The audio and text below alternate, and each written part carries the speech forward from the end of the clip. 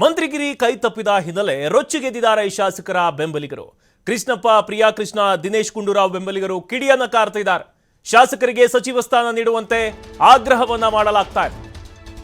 ಸಚಿವ ಸಂಪುಟ ವಿಸ್ತರಣೆ ಬೆನ್ನಲ್ಲೇ ಆಡಳಿತ ಪಕ್ಷದಲ್ಲಿ ಅಸಮಾಧಾನದ ಹೊಗೆ ಆಡ್ತಾ ಇದೆ. ಮಂತ್ರಿಗಿರಿ ಕೈ ತಪ್ಪಿದ ಹಿನ್ನೆಲೆ ರೊಚ್ಚಿಗೆದ್ದಿದ್ದಾರೆ ಶಾಸಕರ ಬೆಂಬಲಿಗರು. ಕೃಷ್ಣಪ್ಪ, ಪ್ರಿಯಾ ಕೃಷ್ಣ, ದಿನೇಶ್ ಗುಂಡೂರಾವ್ ಬೆಂಬಲಿಗರು ಕಿಡಿಯನ್ನ ಕಾರ್ತಾ ಇದ್ದಾರೆ. ಶಾಸಕರಿಗೆ ಸಚಿವ ಸ್ಥಾನವನ್ನ ನೀಡಲೇಬೇಕು ಅಂತ ಆಗ್ರಹವನ್ನ ಮಾಡ್ತಿದ್ದಾರೆ. ಕೆಪಿಸಿಸಿ ಕಚೇರಿಗೆ ಮುತ್ತಿಗೆಯನ್ನ ಹಾಕಿ ಬೃಹತ್ ಪ್ರತಿಭಟನೆಯನ್ನ ಮಾಡ್ತಿದ್ದಾರೆ. ವಿಜಯನಗರ, ಗೋವಿಂದರಾಜನಗರ ಕ್ಷೇತ್ರದ ಬೆಂಬಲಿಗರು ಕಿಚ್ಚನ್ನ ಕಾರ್ತಿದ್ದಾರೆ. ಎರಡೂ ಕ್ಷೇತ್ರದ ಕಾರ್ಯಕರ್ತರಿಂದ ಪ್ರತಿಭಟನೆ ನಡೆಯಲಾಗ್ತಿದೆ. ಮಾಜಿ ವಸತಿ ಸಚಿವರಾಗಿದ್ದರು ಎಂ ಕೃಷ್ಣಪ್ಪನವರು. ಅವಾಗ ಯಾವುದೇ ಒಂದು ಬ್ಲ್ಯಾಕ್ ಮಾರ್ಕ್ ಅವರ ಮೇಲಿಲ್ಲ. ಅವರಿಗೆ ಬಹಳಷ್ಟು ಬಡವರ ಮೇಲೆ ಅವರು ಸಹಾಯವನ್ನು ಮಾಡಿದ್ದಾರೆ. ಯಾವುದೇ ಲಂಚವನ್ನು ಅವರ ಆರೋಪ ಕೂಡ ಅವರ ಮೇಲೆ ಇಲ್ಲ. ಸೊ ಅವರಿಗೆ ಸಚಿವ ಸ್ಥಾನವನ್ನು ಕೊಡಬೇಕಾಗಿತ್ತು ಅಂತ ಕೆಪಿಸಿಸಿ ಕಚೇರಿಯನ್ನ ಮುತ್ತಿಗೆ ಹಾಕಿ ಬೃಹತ್ ಪ್ರತಿಭಟನೆಯನ್ನ ಮಾಡಿದ್ದಾರೆ ಬೆಂಬಲಿಗರು.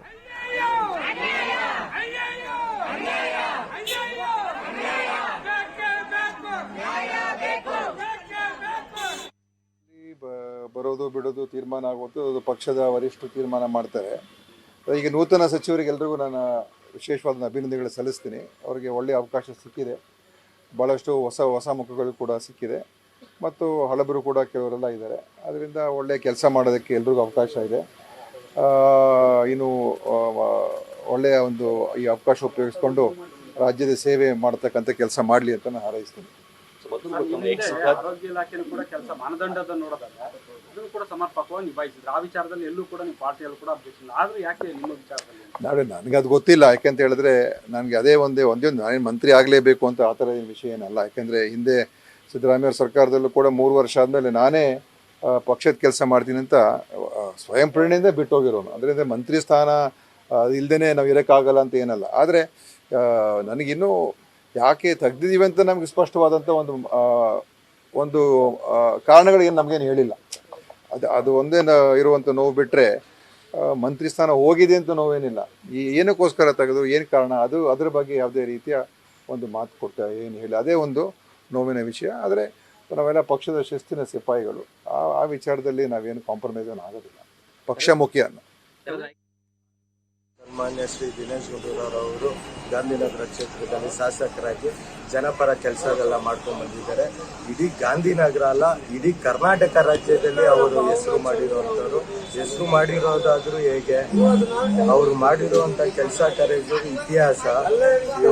ನಮ್ಮ ಆರೋಗ್ಯ ಕ್ಷೇತ್ರದಲ್ಲಾಗಿರ್ಬೋದು, ಅದಕ್ಕಿಂತ ಮುಂಚೆ ಅನ್ನಭಾಗ್ಯ ಯೋಜನೆಯಲ್ಲಿ ಮಂತ್ರಿ ಆಗಿದ್ದಾದ್ರು ಕೂಡ ಬಡ ಜನರು ಮನಸ್ಸಲ್ಲಿ ಅವರಿದ್ದಾರೆ.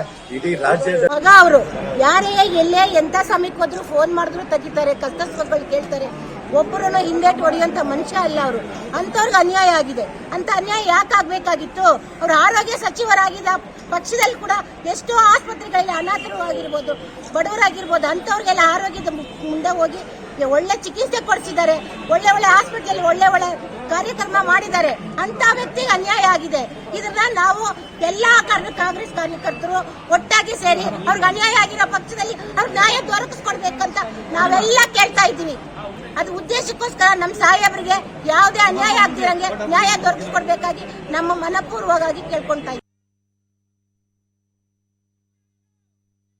ಅವರು ಯಾರೇ ಎಲ್ಲೇ ಎಂತ ಸಮಯಕ್ಕೆ ಹೋದ್ರು ಫೋನ್ ಮಾಡಿದ್ರು ತೆಗಿತಾರೆ, ಕಷ್ಟ ಸುಖಗಳು ಕೇಳ್ತಾರೆ. ಒಬ್ಬರನ್ನು ಹಿಂದೇಟು ಹೊಡೆಯುವಂತ ಮನುಷ್ಯ ಅಲ್ಲ ಅವರು. ಅಂತವ್ರಿಗೆ ಅನ್ಯಾಯ ಆಗಿದೆ. ಅಂತ ಅನ್ಯಾಯ ಯಾಕೆ ಆಗ್ಬೇಕಾಗಿತ್ತು? ಅವರು ಆರೋಗ್ಯ ಸಚಿವರಾಗಿದ್ದ ಪಕ್ಷದಲ್ಲಿ ಕೂಡ ಎಷ್ಟೋ ಆಸ್ಪತ್ರೆಗಳಲ್ಲಿ ಅನಾಥರು ಆಗಿರ್ಬೋದು. ಸಚಿವ ಸಂಪುಟ ವಿಸ್ತರಣೆ ಆಗ್ತಾ ಇದ್ದಂತೆ ಬಹಳಷ್ಟು ಅಸಮಾಧಾನ ಭುಗಿಲೆ ಹೇಳ್ತಾ ಇದೆ. ಸೊ ಇದೀಗ ಗೋವಿಂದರಾಜನಗರ ಕ್ಷೇತ್ರದ ಬೆಂಬಲಿಗರು ಒಂದ್ ಕಡೆ ಕಿಚ್ಚನ್ನ ವ್ಯಕ್ತಪಡಿಸಿದ್ದಾರೆ. ಇನ್ನೊಂದು ಕಡೆ ದಿನೇಶ್ ಗುಂಡೂರಾವ್ ಬೆಂಬಲಿಗರು ಕೂಡ ಅವರಿಗೆ ಸಚಿವ ಸ್ಥಾನ ಕೈತಪ್ಪಿದ್ದಕ್ಕೆ ಆಲ್ರೆಡಿ ಅವರು ಸಚಿವರಾಗಿದ್ದರು. ಬಟ್ ಈಗ ವಿಸ್ತರಣೆ ಮಾಡಿದ ಮೇಲೆ ಈ ಒಂದು ವಿಸ್ತರಿತ ಸರ್ಕಾರದಲ್ಲಿ ಸಚಿವ ಸ್ಥಾನ ಸಿಗದಿದ್ದಕ್ಕೆ ಅವರ ಬೆಂಬಲಿಗರು ಕೂಡ ಕಿಡಿಯನ್ನ ಕಾರ್ತಾ ಇದ್ದಾರೆ.